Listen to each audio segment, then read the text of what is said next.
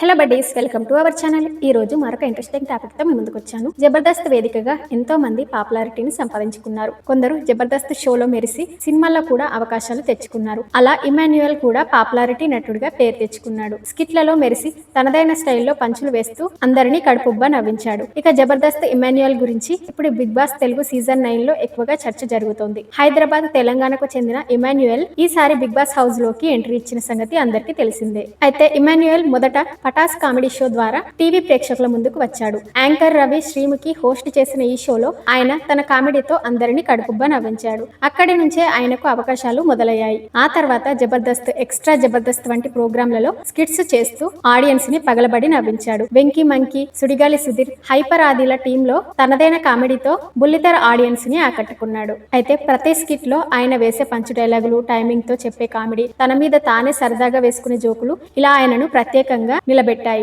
అందుకే జడ్జిల నుంచి ప్రేక్షకుల వరకు అందరూ తన పైన ప్రశంసలు కురిపిస్తూ ఉంటారు. ముఖ్యంగా జబర్దస్త్ షోలో ఆయనకు వర్షతో ఉండే కెమిస్ట్రీని ఆడియన్స్ చాలా బాగా ఎంజాయ్ చేశారు. అలాగే ఇమాన్యుయల్ ఈ రెండు షోలతోనే కాకుండా కిరాక్ బాయ్స్, కిలాడి గర్ల్స్ లాంటి ఇతర కామెడీ షోలలో కూడా పార్టిసిపేట్ చేసి తన హాస్యంతో ప్రేక్షకులను ఎంటర్టైన్ చేశాడు. ఆయన స్కిట్స్ కి ఎప్పుడు మంచి రెస్పాన్స్ రావడం వల్ల కమెడియన్ గా ఆయన ఇమేజ్ మరింత బలపడిందనే చెప్పాలి. అలాగే ఆయన సినిమాల్లో కూడా తన అదృష్టాన్ని పరీక్షించుకున్నాడు. కొరమీను అనే సినిమాతో సిల్వర్ స్క్రీన్ పై ఎంట్రీ ఇచ్చాడు ఇమాన్యుయల్. ఆ తర్వాత ఆనంద్ దేవరకొండ హీరోగా నటించిన గమ్ గమ్ గణేష సినిమాలు కూడా నటించాడు. ఈ సినిమాలు కమర్షియల్ గా పెద్దగా ఆడలేవు, కానీ ఇమాన్యుయల్ కి మాత్రం మంచి పేరు వచ్చింది. ఇండస్ట్రీలో ఒక మంచి మార్గం మాత్రం ఏర్పడింది. ఇక ఇమాన్యుయల్ కు సోషల్ మీడియాలో కూడా మంచి క్రేజ్ ఉంది. ఇన్స్టాగ్రామ్ లో 5,40,000 పైగా ఫాలోవర్స్, యూట్యూబ్ లో 1,07,000 సబ్స్క్రైబర్స్ ఉన్నారు. ఇవి ఆయనను ఇంకా మరింతగా పాపులారిటీని తెచ్చిపెట్టాయి. టెలివిజన్, సోషల్ మీడియా, సినిమాలు ఇలా 3 కేటగిరీస్ లో ఆయన తనదైన స్థానం సంపాదించుకోవడానికి ప్రయత్నిస్తున్నాడు. ఇక ఇప్పుడు ఇమాన్యుయల్ బిగ్ బాస్ హౌస్ లోకి ఎంట్రీ ఇచ్చాడు. తనదైన ఆటతో అందరినీ అలరిస్తున్నాడు. ఇక ముందు రాబోయే రోజుల్లో ఎలా నడుచుకుంటాడో, బిగ్ బాస్ సీజన్ 9 గెలిచి కప్పు కొట్టి బయటకు వస్తాడేమో చూడాలి.